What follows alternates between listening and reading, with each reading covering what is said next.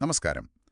ഇന്ന് നമ്മൾക്ക് കിട്ടിയൊരു സംഭാഷണ ശകലമുണ്ടല്ലോ, അതിലെ ചില ചോദ്യങ്ങൾ ശരിക്കും പറഞ്ഞാൽ വളരെ പ്രധാനപ്പെട്ടതാണ്. അതെ, ഞാനും ശ്രദ്ധിച്ചു. ഖുറാനും സുന്നത്തുമൊക്കെ പ്രോത്സാഹിപ്പിക്കുന്ന ഒരു കാര്യം ചെയ്യാനുള്ളൊരു തോന്നല് അതെപ്പോഴും അള്ളാഹുവിൽ നിന്ന് തന്നെയാണോന്ന് എങ്ങനെ ഉറപ്പിക്കും? അങ്ങനെ ഒരു ചോദ്യം. ആ അത് വളരെ പ്രസക്തമാണ്. കാരണം നല്ല ഉദ്ദേശത്തോടെ ചെയ്യുമ്പോഴും ചിലപ്പോൾ ദോഷങ്ങൾ വരാം എന്നൊരു ചിന്ത അതിൽ തന്നെയുണ്ട്. ഉണ്ട്. പിന്നെ സാമൂഹികമായ ചില എന്താ പറയാ രീതികളെ എതിർക്കുമ്പോൾ വരുന്ന ബുദ്ധിമുട്ടുകൾ. ഒറ്റപ്പെടൽ പോലെ. അതെ. പിന്നെ അസാധ്യമെന്ന് തോന്നുന്നത് എങ്ങനെ സാധ്യമാവും എന്നതിനെക്കുറിച്ചും അതിൽ പറയുന്നുണ്ട്. അപ്പൊ നമുക്ക് ഈ കാര്യങ്ങളിലേക്ക് കുറച്ചുകൂടി ഒന്ന് ആഴത്തിൽ പോയി നോക്കിയാലോ? തീർച്ചയായും.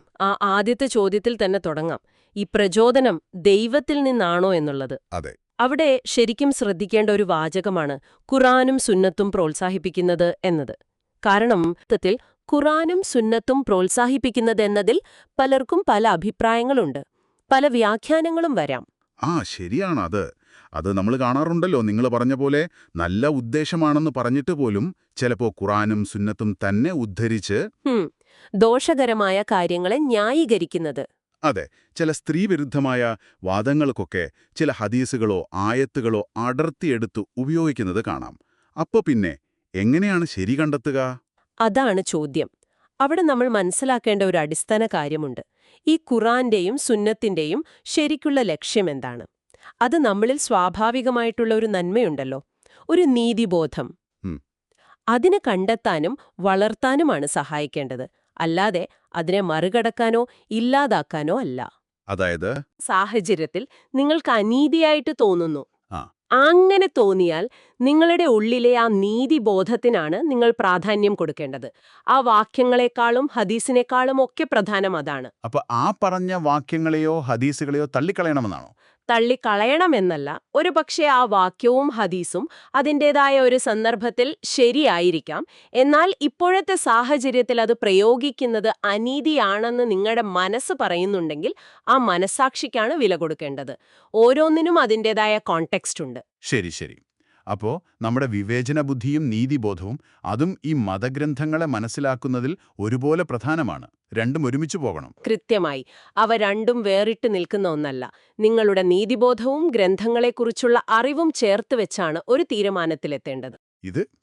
ഇത് പക്ഷെ പ്രായോഗികമായി അത്ര എളുപ്പമാവില്ല അല്ലേ? സ്വന്തം ഒരു നിലപാടിൽ ഉറച്ചു നിൽക്കുക, പ്രത്യേകിച്ചും സമൂഹം പൊതുവെ വേറൊരു രീതിയിൽ ചിന്തിക്കുമ്പോൾ. തീർച്ചയായും നല്ല ധൈര്യം വേണ്ടിവരും. അത് നമ്മളെ ആ സംഭാഷണത്തിൽ അടുത്ത ഭാഗത്തേക്ക് എത്തിക്കുന്നുണ്ട്. ഈ സാമൂഹിക ചിട്ടവട്ടങ്ങളെ പിന്തുടരാത്തതുകൊണ്ട് ഒരു കറുത്തയാടായി കാണപ്പെടുന്നു എന്നൊരു വിഷമം അവിടെ പറയുന്നുണ്ട്. അതെ. ആ ഭാഗം ഈ ചർച്ചയുമായിട്ട് നന്നായി കണക്ട് ചെയ്യുന്നുണ്ട്. കാരണം കുറച്ചു കഴിഞ്ഞ് അതിൽ ചോദിക്കുന്നുണ്ട്, ഈ അസാധ്യമായ കാര്യങ്ങൾ എങ്ങനെയാണ് സാധ്യമാകുന്നത് എന്ന്. ശരിയാണ്. അതിന് കൊടുക്കുന്ന ഒരു മറുപടി ശ്രദ്ധേയമാണ്. വളരെ ആഴത്തിലുള്ളൊരു സ്ഥലത്ത് നിന്ന്, ഒരു ഡീപ്പ് പ്ലേസ് എന്ന് പറയാം, അവിടെ നിന്ന് നമ്മളൊരു തീരുമാനമെടുക്കുമ്പോൾ ജീവിതത്തിൽ ഒരുപാട് അനുഗ്രഹങ്ങൾ, ഒരു അബൻഡൻസ് ഉണ്ടാകുമെന്നാണ് പറയുന്നത്. ഈ ആഴത്തിലുള്ള സ്ഥലം, അനുഗ്രഹം, അബൻഡൻസ്, ഇതുകൊണ്ട് എന്തായിരിക്കും ശരിക്കും ഉദ്ദേശിക്കുന്നത്? വെറും ഭൗതികമായ കാര്യങ്ങളാണോ? എനിക്ക് തോന്നുന്നത് അതിനപ്പുറം പോകുന്നുണ്ടെന്നാണ്.